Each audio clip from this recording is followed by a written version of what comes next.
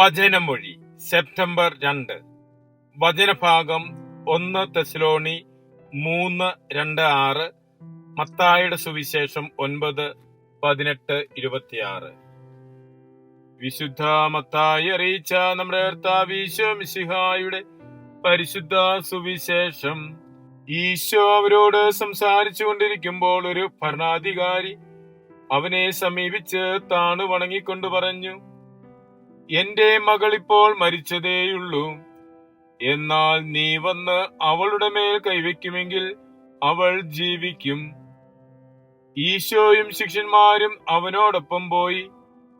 12 വർഷമായി രക്തസ്രാവം നിമിത്തം കഷ്ടപ്പെട്ടിരുന്ന ഒരു സ്ത്രീ പിന്നിലൂടെ വന്ന് അവന്റെ വസ്ത്രത്തിന്റെ വിളുമ്പിൽ സ്പർശിച്ചു.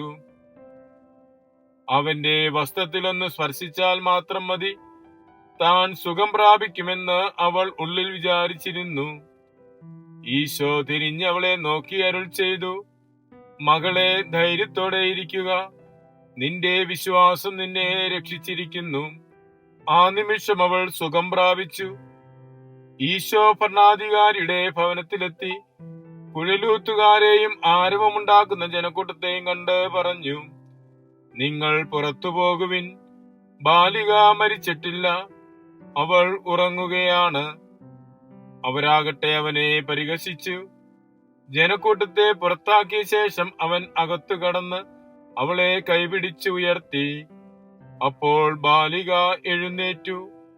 ഈ വാർത്ത നാട്ടിലെങ്ങും പരന്നു. ഈശോയിൽ സ്നേഹമുള്ളവരെ, ആഴമായ വിശ്വാസത്തോടുകൂടി ഈശോയെ സമീപിക്കുന്ന 2 വ്യക്തികളെയാണ് നാം സുവിശേഷത്തിൽ കണ്ടുമുട്ടുന്നത്. തന്റെ മകൾ മരിച്ചു എന്ന് അറിഞ്ഞ ഭരണാധികാരി ഈശോയെ സമീപിച്ച് പറയുകയാണ്, എന്റെ മകൾ മരിച്ചതേയുള്ളൂ, എന്നാൽ നീ വന്ന് കൈവച്ചാൽ അവൾ ജീവിക്കും. ദൃഢമായ വിശ്വാസത്തോടുകൂടി കർത്താവിന്റെ പക്കൽ വരികയാണ്. കർത്താവിന് ജീവന്റെയും മരണത്തിന്റെയും മേൽ അധികാരമുണ്ട് എന്ന് പ്രഖ്യാപിക്കുന്ന ഒരു വിശ്വാസമാണത്.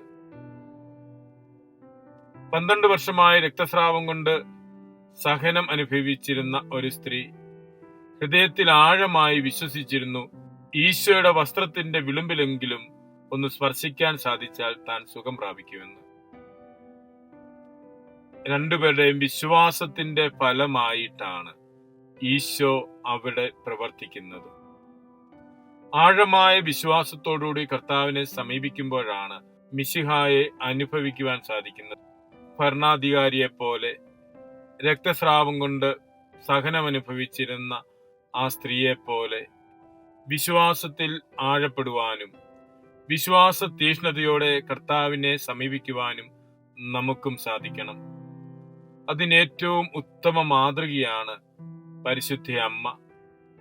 8 നോമ്പ് ആചരിക്കുന്ന ഈ ദിവസം പരിശുദ്ധ അമ്മയെ പോലെ വിശ്വാസത്തിൽ ആഴപ്പെടുവാൻ, ഇതാ കർത്താവിന്റെ ദാസി, നിന്റെ ഹിതം എന്നിൽ ഭവിക്കട്ടെ എന്ന് പറഞ്ഞുകൊണ്ട് വിശ്വാസത്തോടുകൂടി ഈശോ മിശിഹായുടെ രക്ഷാര ചരിത്രത്തോട് സഹകരിച്ച പരിശുദ്ധ അമ്മയെ പോലെ വിശ്വാസത്തിൽ ജീവിക്കുവാനും വിശ്വാസം പ്രഘോഷിക്കുവാനും നമുക്കും പരിശ്രമിക്കാം.